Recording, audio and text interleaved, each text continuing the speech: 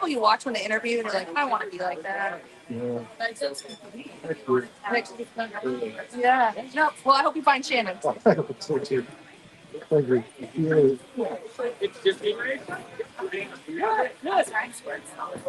Oh yeah. Absolutely. Whatever you want. It's for you.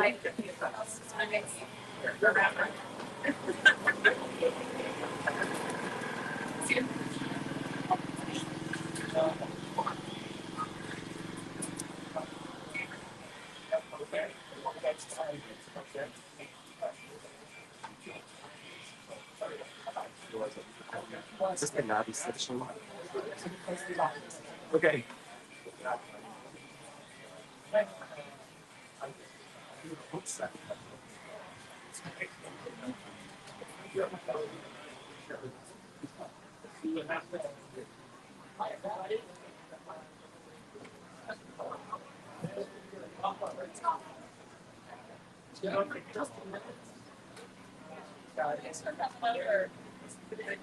Sure, why not?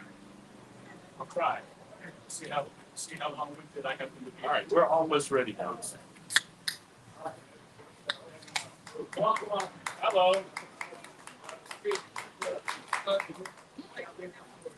Glad you're here. Thank you for showing up. It's up to you, but you're going to have to do is citizen.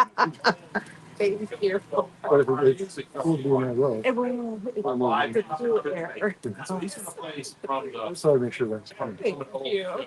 So, we're ready. All right, we're ready.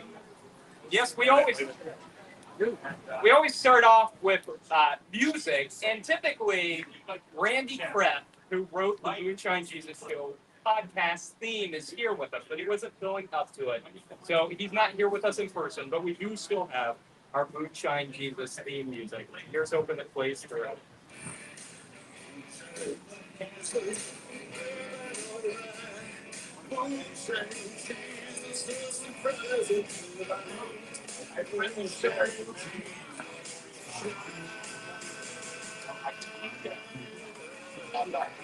Honestly, it's not nearly as exciting as when it's live, but that's okay. That's okay. Welcome to the Moonshine Jesus Show. This is going to be a little bit different than a lot of the podcasts that you go to. It's more like talk. We end up talking about serious topics. We have a lot of fun doing it, as you might have guessed from the beverages that you have received.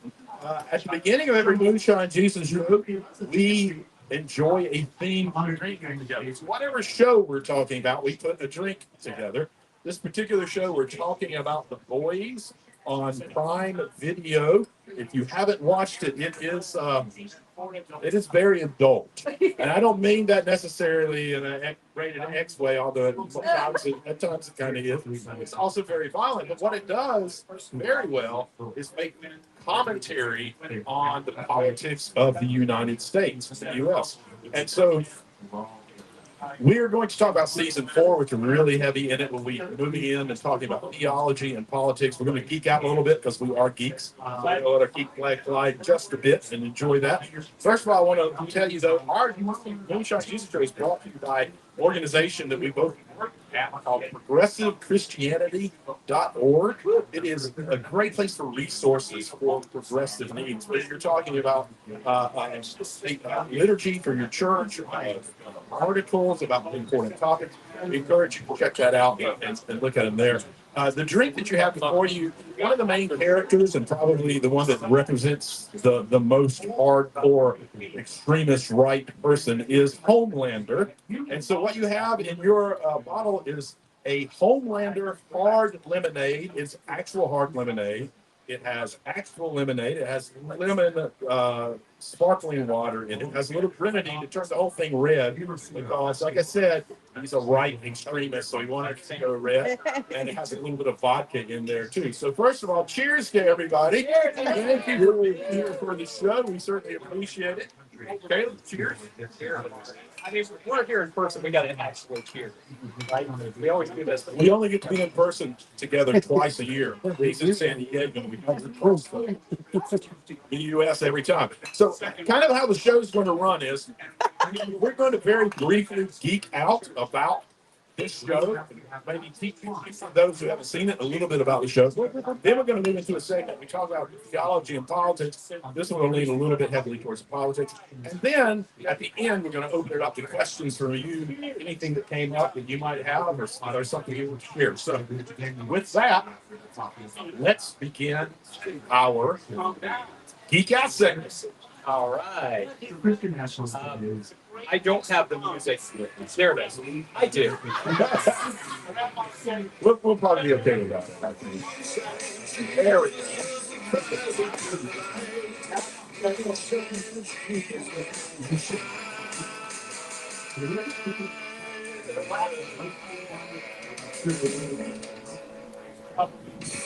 We would be, I'm sure, be all right without that. But that's my moment where I get ready for the next segment. And we use this platform called Restream because Mark lives here in North Carolina and I live in California. And so often when we first started this, I would like dance during that because the screen went black, you couldn't see each other.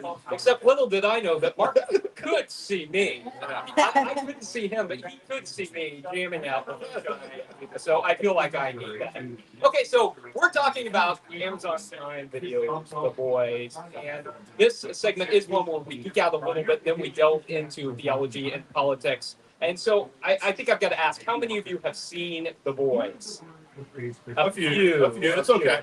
It's not going to be completely necessary. We might bore you a little bit when we geek out. You're going to go, gosh, they really are geeks. And that's okay. We like being geeks. We do. I mean, it defines us. Absolutely it does. But we also realize that probably not all of you would have seen The Boys, so we're going to do a little bit of setup so you know what it's about. So if you haven't seen it, it asks the question, what if people had superpowers, but didn't have the best interests of others in mind? So superheroes or supes are controlled by a corporation called Bot International, with whom they have contracts and who we eventually discover create these supes by having the parents of children dose their babies with a substance called B that gives them superpowers, and there's no way of predicting what type of superpowers they are going to get. So the elite of these superheroes are called the Seven, and they are a Justice League Avengers type team led by the nefarious Homelander with his iconic American flag cape. Those who have been wronged by the evil actions of the supes include Billy Butcher and the Boys, Mother's Milk, Frenchie, Huey Campbell, and eventually the supes, Kimiko and Starlight. So does that cover the basics, Mark? I think that's enough of a setup to give you a general idea what's going on. Basically, What else do they need to know? I think you did it right. It's a show about bad guys who let the power go to their heads and abuse people because they can. Wow. I'm glad there's nothing in society that parallels that we can talk about later. Yeah. So Mark, Yeah.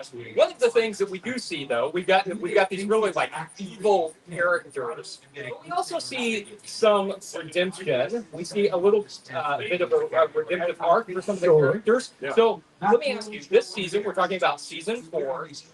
Were there any character redemptive arcs that you really resonated with? Or One, and I don't know if you, because you've been traveling this good, so I don't know. I got the last one. Watch the last one. So Episode 7. the redemptive arc that I really like, the Homelander, whose strength we're having right now, he has a son, and he's juiced his son as well, and he's got some powers. And Homelander was trying to turn his son into a mini me, basically. He's trying to turn him into a small version of him.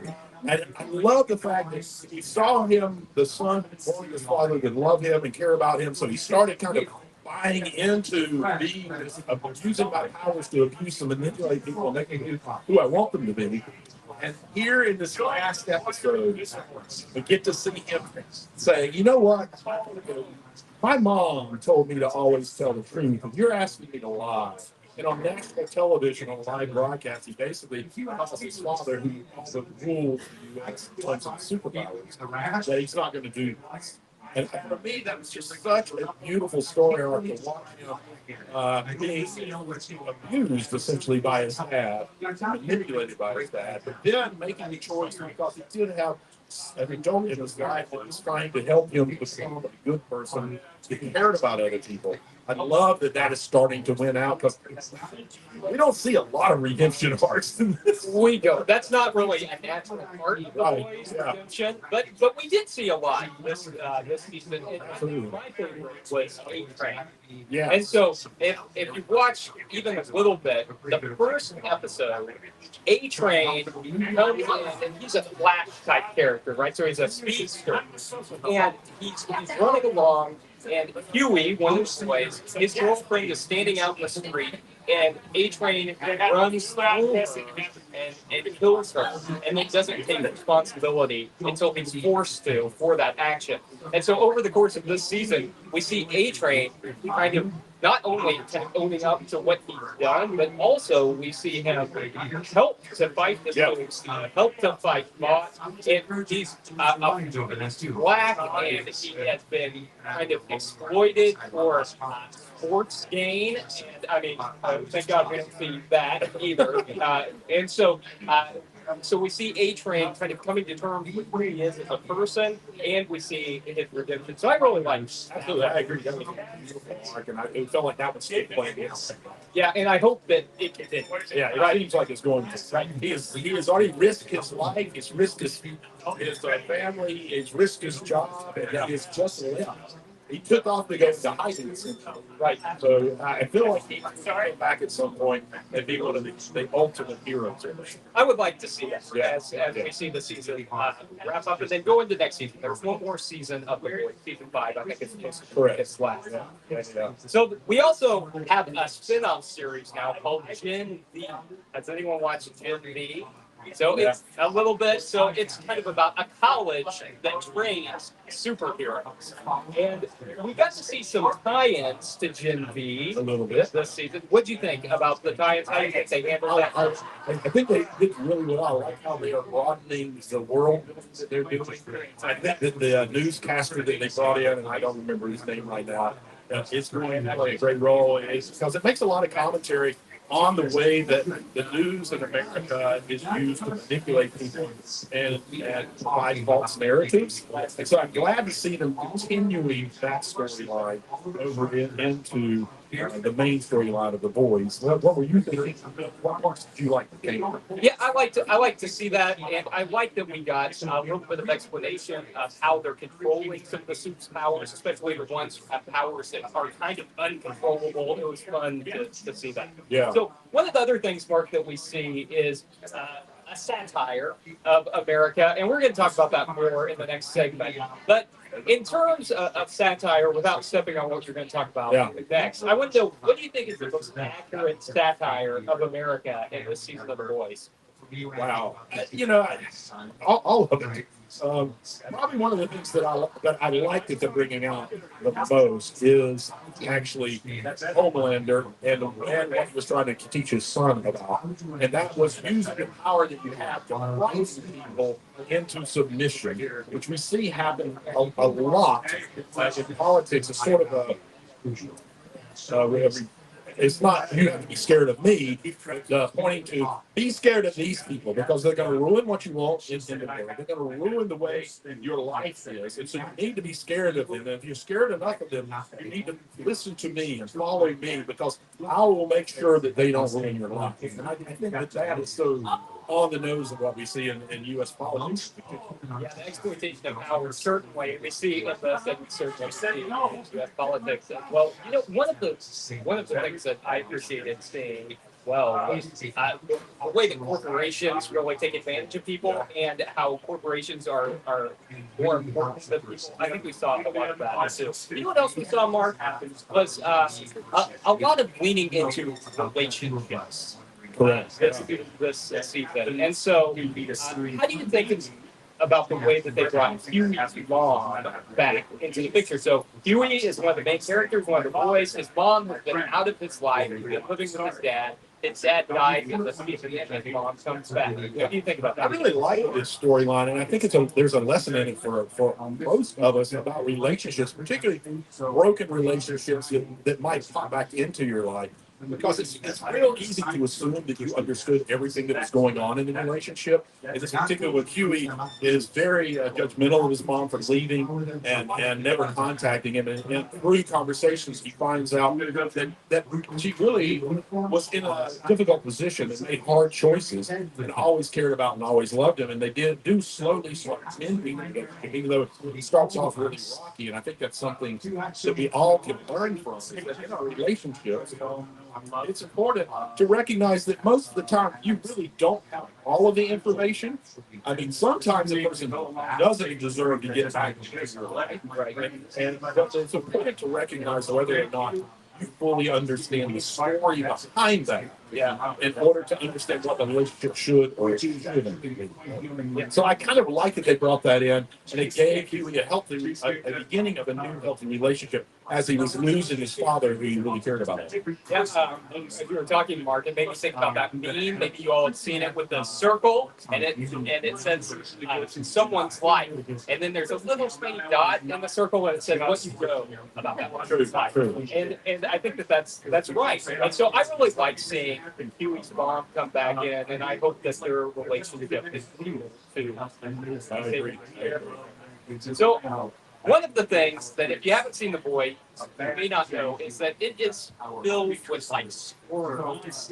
It's like a lot of squirm moments, and it's hyper violence intentionally to kind of sensationalize that and to show us how that is sensationalized after. So I'm curious, Mark, did you have a moment this season where you really squirmed?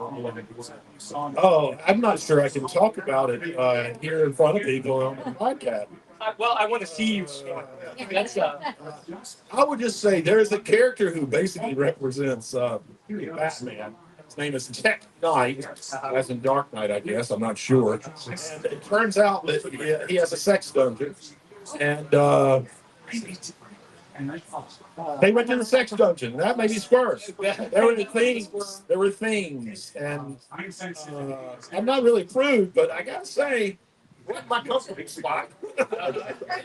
How about you? What were the things that made you squirm?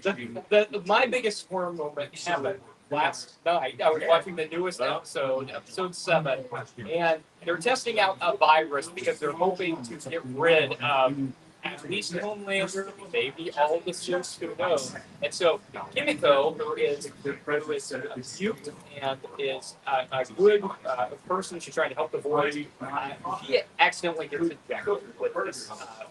Purposefully, but they didn't want her to get injected. And so her leg starts to get this virus that's running up. They have to cut off her leg. And so I had to No anesthesia, a belt and a hat. Yeah, I was trying not to describe it too much. I'm concerned right now. I had to cover up. I was watching on the iPad. I had to cover it up. Yeah, so that was my biggest one moment. I completely get it.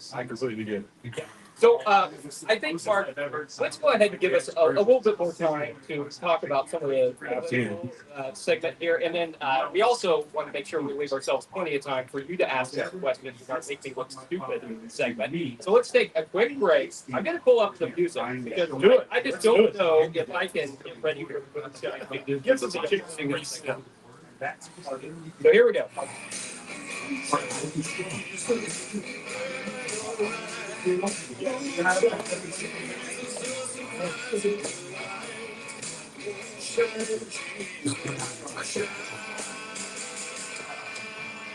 I got friendly use of these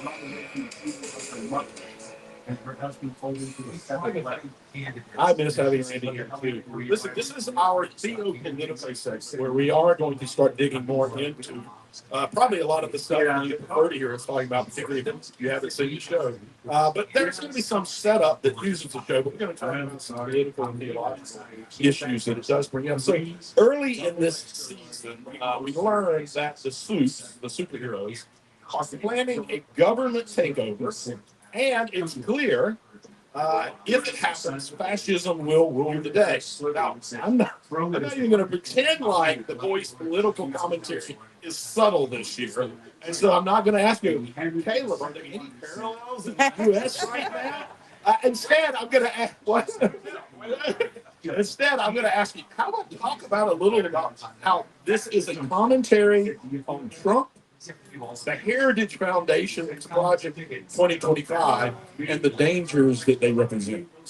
Yeah, so I think that certainly, just as the voice is not subtle. I mean, fascism in this country is not subtle either. Right now, we've got an overt attempt to take over the executive branch of government as outlined in Project 2025. Right. Just mentioned. And so, I mean, a detailed way that they are going to consolidate executive powers so that if Donald Trump is elected, that they can move all of that power into the executive office and then like filter that down so that a fascist regime can basically be created in the United States. And so it's extremely dangerous. And I think one of the most dangerous parts about that is that a lot of America isn't scared about that. Like a lot of America thinks that's a good idea. And I had people on social media recently, Mark, saying, well, we're not really interested in preserving democracy. We're not really interested in preserving our republic.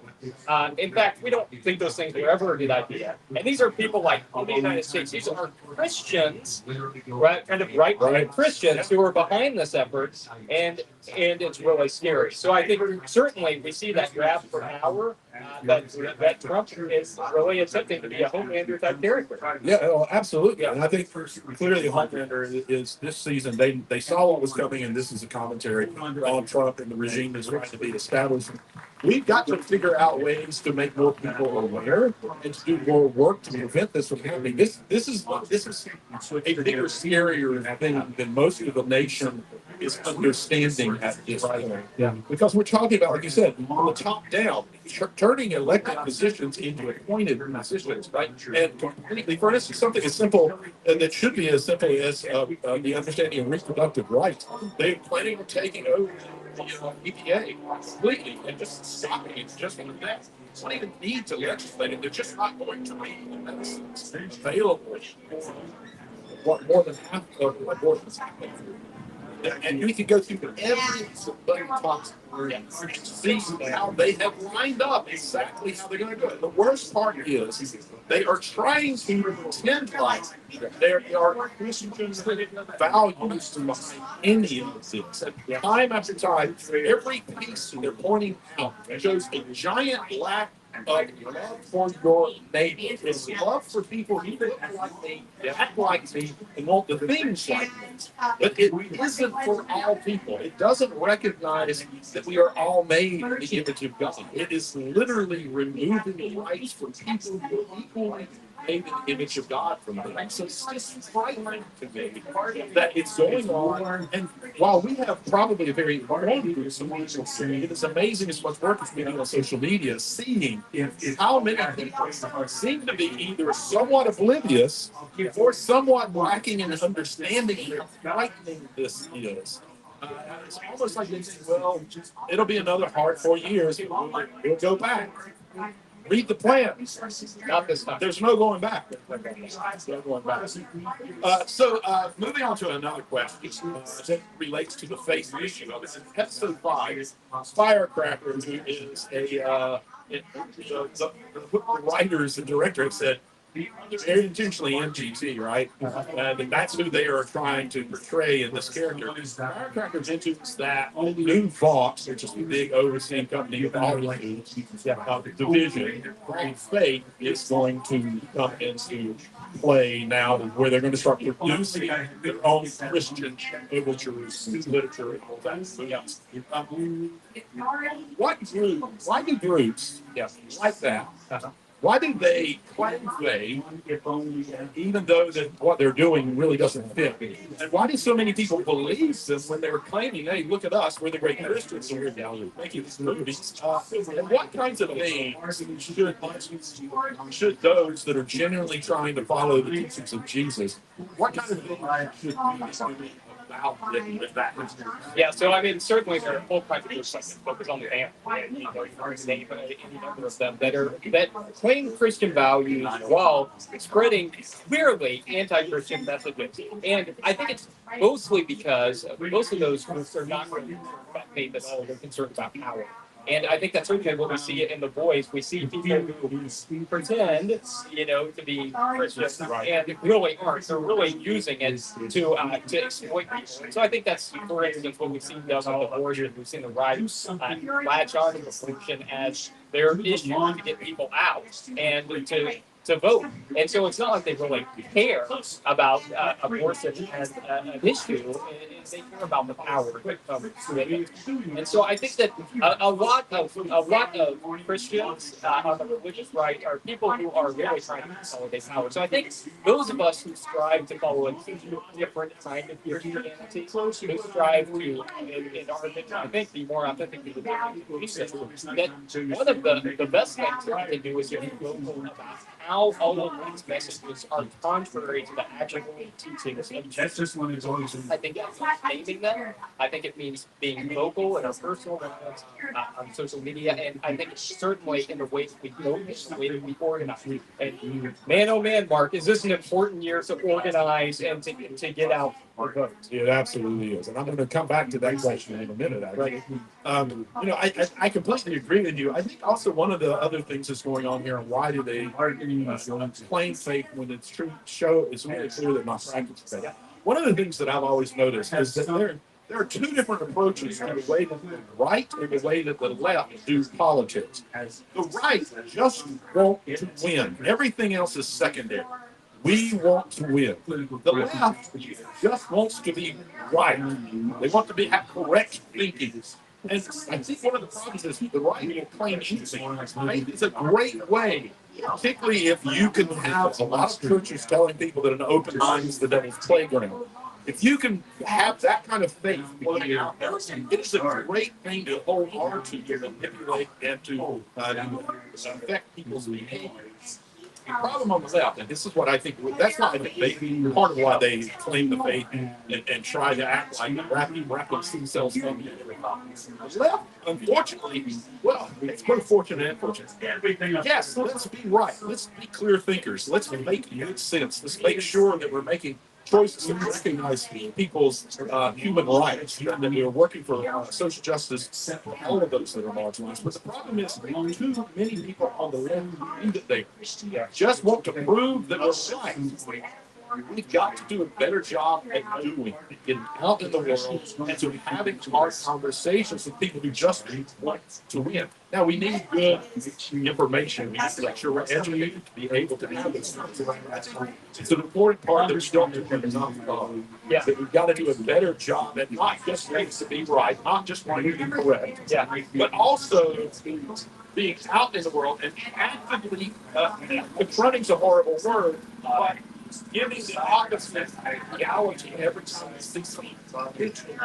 This conservative understanding of Christianity seems to be completely oblivious to the teachings of Jesus. Yes, I think you're right. And to stop arguing about minutia. I think that's another problem we have on the left is arguing about the little thing, not being able to organize together on the big issues. I think would be something that would be very helpful for us. Absolutely. I'm going to ask one more quick question. I don't think there's a long answer here because I want to get to any questions out here. So one of the tickets for presidency on this show is Singer Newman. Yes. And they actually have a working website in real life. And on that working website, they have links to actual voter registration in the U.S. So you can go there and find your name, make sure you register, figure out where you vote and all of that kind of thing. This is just a simple question that we need to be talking about now until November. Why is voting so important this year, and how should our religious beliefs impact our political choices? Yes, I think a lot of people really misunderstand separation of church and state. And I think that this happens a lot in mainline churches. For instance, Mark and I are both mainliners. I know a lot of us here are mainliners.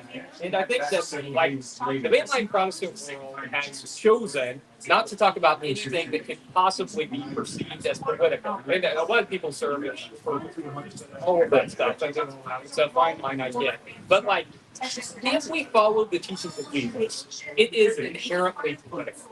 right? You can't talk about welcoming the stranger. You can't talk about justice for those who are on the margins. You can't talk about people who are living in poverty and trying to confront the systems that cause that poverty without being political. And as religious folks, that means we have to let those values live and shape our lives. And so I think churches need to get real clear about that. So the separation of church and state has to do with the way the government interacts with us and not the way they interact with the government. And so I think that especially this year, we need to be talking about hot button issues. And we definitely need to get out and vote because, as we said, the state of our republic is at stake. You know, one of the things that they say in this season is Greece, all democracies, they fail because people are stupid, basically. And it's that people want to give up power to a single person. Yeah. They want to give up power of the people, right? That's what democracy is. And so I know it. Take Back Christianity, or at progressivechristianity.org, one of our campaigns this year is Take Back Christianity, to take back the message of Jesus around certain key issues and to get people to get out and vote, to stop fighting about all the details, but get out and vote about the big issues. That's my perspective. What do you think? I absolutely agree. I mean, part of the issue is to kind of dive deeper into what you're talking about, where the separation of church and state is about the state not affecting the church, but that we can still allow our beliefs how we go about our politics. Is that, you know, what it means is that the state is not force any particular religion on communists. And it's Like important, 10 Commandments. like the Ten Commandments in school, or the Bibles have to be called. Yes, exactly. But it's important that we do understand the arguments being made for this and addressing them, and it's important that we do it from churches. Most churches are 501c3s. That doesn't mean you can't talk about politics. It just means that you don't name people. It means that you don't. We're not going to name politicians or anything like that. So that's what we were just talking about. TakeBackChristianity.org is a movement project out of ProgressiveChristianity.org. And we are demonstrating here is what we believe a real Christian perspective on immigration, on reproductive rights, on racism, on Christian nationalism, on LGBTQ plus rights. There's about 9 of them there. And you can go to that site and you can find out what we believe it should be. What we believe, and here the extremists on the right saying is the Christian message, and why we think that's dangerous, and how and what we should be doing to respond. So if that I'm going to plug. I think you should plug it. If that resonates with you, at 3:00 right over there, we'll be having Brian McLaren and Jackie Lewis and a couple of our board members going through a few of these issues and addressing exactly that, what the extremist right is saying, and what we believe is a more loving and understanding, that honest understanding of Christian values and biblical text on that. So we could go on and on. We would if we had the time to do that. We're going to wrap this segment up. So be thinking about your questions. Maybe have another drink while we play our theme music again. And we're going to come to you for any questions or thoughts that you have around anything that we've discussed here today. Their favorite song. We smell their perfume on the wall. And I hope that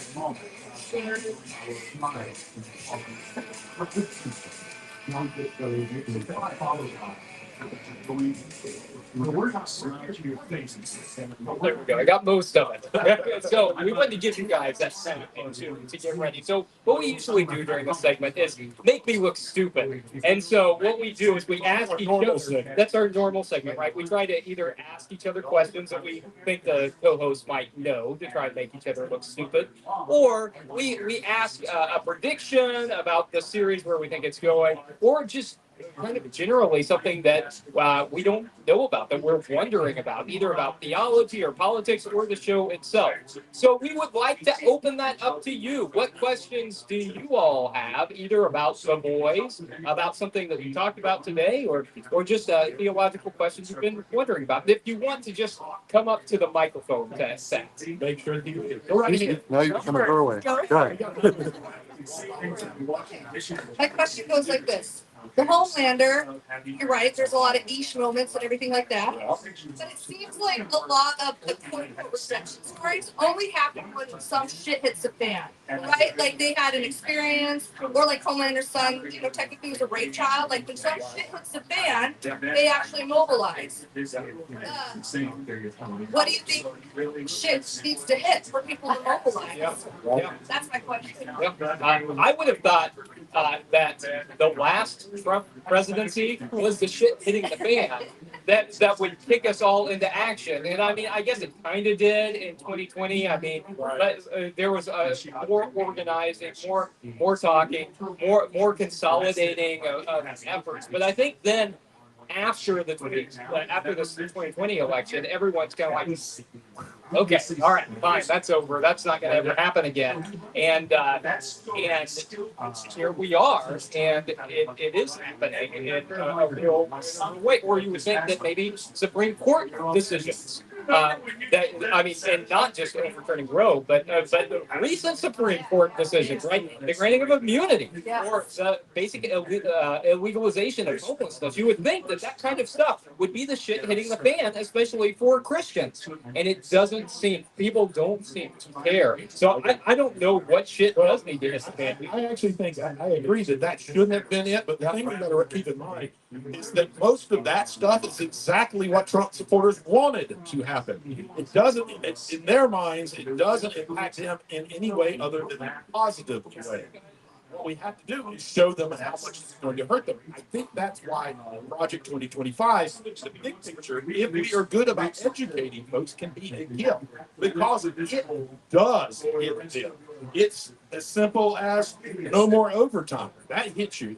Taking away many of the benefits of Social Security, that hits them. If we can do a better job at figuring out how to get that information to them and how to have relationships with them that they care about us enough that they're listening to us pointing those things out, that might be the shit hits the fan moment for them, because that actually impacts them. And that seems to be the one thing that truly motivates them.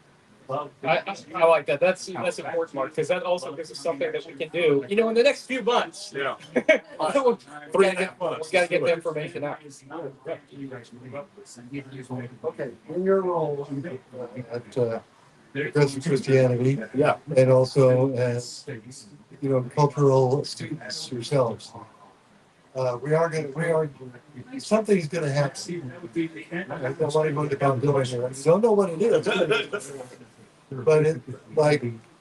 The way I see it is it's going to be kind of 50-year recovery, 100-year recovery, something like that. I mean, Right. Not just kick some people out of some places and move on.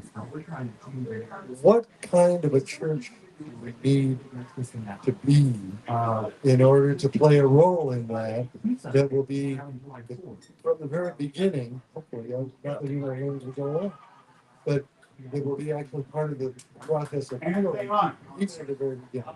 Yeah. And create something brand new as we go along too.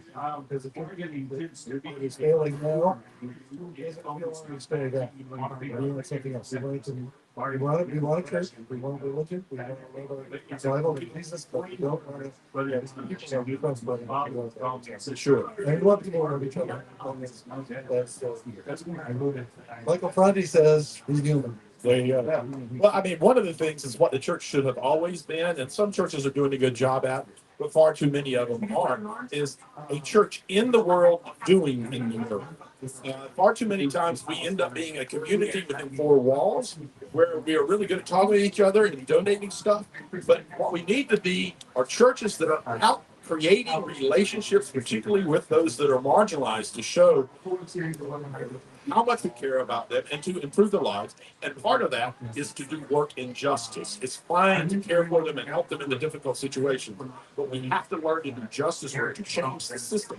If Trump gets elected, it's going to be a steeper climb, a bigger bill to work against those systems, and we're going to have to do it. Like I say, charity is love in the moment, justice is love going forward, and we've got to learn to not just do that, but to let people know in the world that that's what we're doing. We win people over through relationships.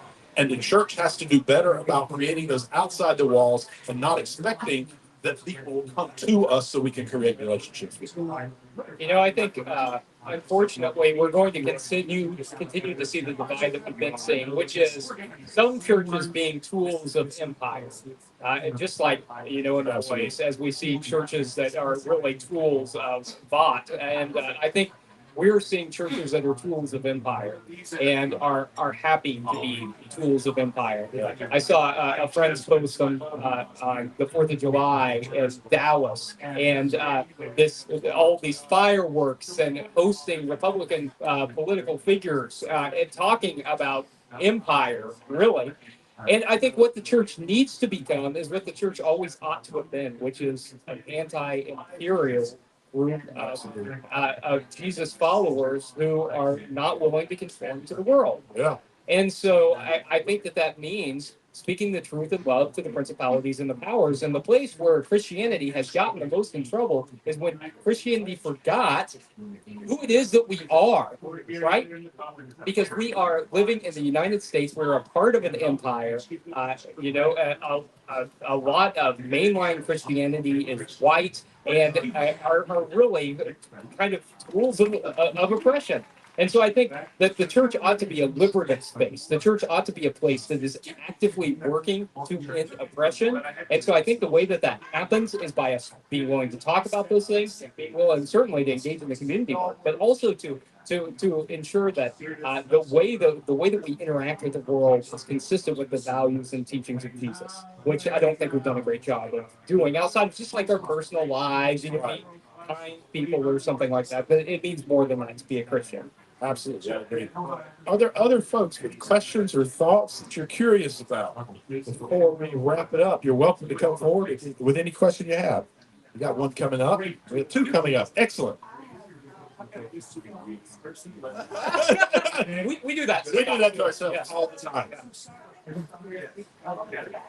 Yeah.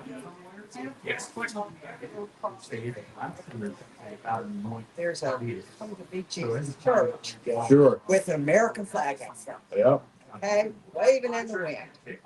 And my seatmate who was driving said, why did we let them take the flag? Why did we let them co-opt all of these other things? Why can't we have the flag back and bring on Christianity? So I especially appreciated your comments about separation of church and state and how we can make that clearer to our own congregations. And taking our own flag back. I mean, I'm proud to be an American and proud to have Absolutely. democratic values, which I think are in line with my faith values. So thank you for this. Absolutely. I think that's an important point that there's a difference between patriotism and nationalism. And I think the problem with a lot of churches is that line has gotten real blurred. And so a friend of ours, Jim Birchlow, was talking at a panel a few months ago, and he said, put your American flag out and put your Black Lives Matter sign out and put your Biden sign out, or whatever it is you're putting out. Something that is different from what people expect to see as a way of showing patriotism. I think in churches, it's important to not be afraid to talk about those things either. To say, that the way that religion is often blended with politics is not a patriotic way. It is Christian nationalism. And I think that is contrary to Christian values. And so it's okay to be proud of where you're from. It's okay to want to work for a better world. In fact, we ought to be working not only for a better world, but for a better country that really is a safe place for everyone. And so it's okay to be patriotic like that. It's not okay to be nationalistic. And I think churches ought to be able to kind of delineate that a lot. Yeah, and I think that's part of the problem is that it's been so nationalistic for so long, tied to the church for so long, where you go into a sanctuary and there is a flag up there, and it's idolatry in its worst form. We don't need to be doing that. We don't need to be taking that way. We also need to be cognizant of the reality of our history. So if we're putting up an American flag anywhere near our church, it needs to be accompanied by a bunch of other flags. And even then, we need to be thinking, is this something that we really want to be doing right now? Because it's going to send the wrong message to some people. So it's a difficult line to walk, but in our personal lives, we ought to feel more comfortable with showing it and not allowing people to take it away. There was a discussion yesterday. Like, I don't, maybe we can use a word different than Christian. And no, that's not their word. They don't get to have it. They don't get to keep it. Same thing with the flag. Those are all of ours, and we should be working to redefine what they are and what they mean. In the case of Christianity, we should be working to show that it is all about love and recognizing the God that is in each of us. And we've got to do a lot better job of reclaiming that and making every time someone hears the word Christian, that's the first thing they think. Amen. I think that's the right place to end it, Mark. To redefine kind of Christianity and to get to work in the few months ahead, because there's a lot at stake. So I think instead of kind of ending with the Moonshine Jesus song, that maybe we should all just cheers to each other. Cheers to you all to a better world. We're grateful that all of you are here, and you can catch the Moonshine Jesus show Monday afternoon. On the East Coast time, that's 4:30. It's live. 1:30 West Coast time. And you can download it on any of the podcasts. Again, thank you all for being here. Cheers. Appreciate you all.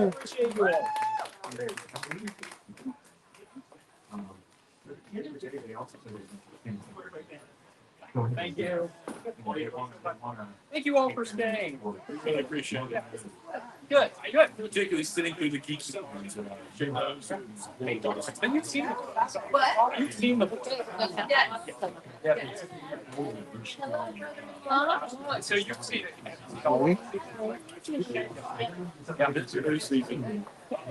They're not so any.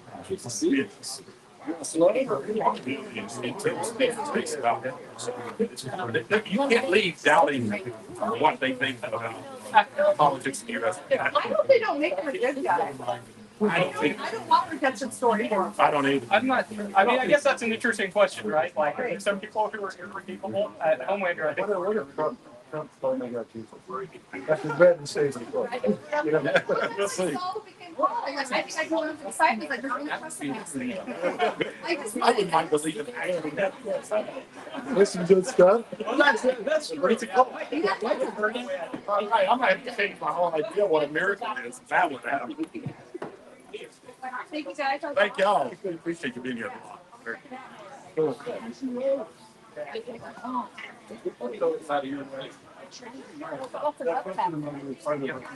Project that I'm doing.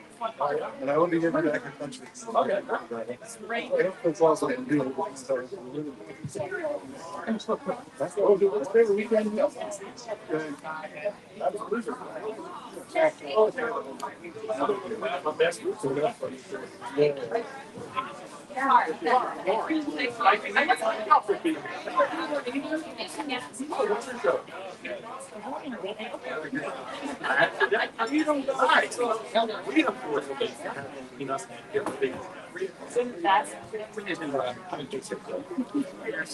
Download the show. What do you need all three burners for? You're talking with a girl that needs a double oven. I have a girl. Okay. If you're not, I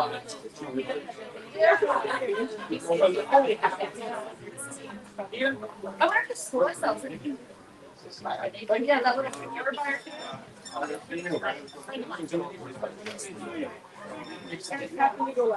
I'll take the cash flash around here. Change. Just see, you know, like speech on it. We'll make the run. Okay. Texas, if you make this. If you like, what? Yeah, we can always guys. Oh man, I'm doing that. Yeah.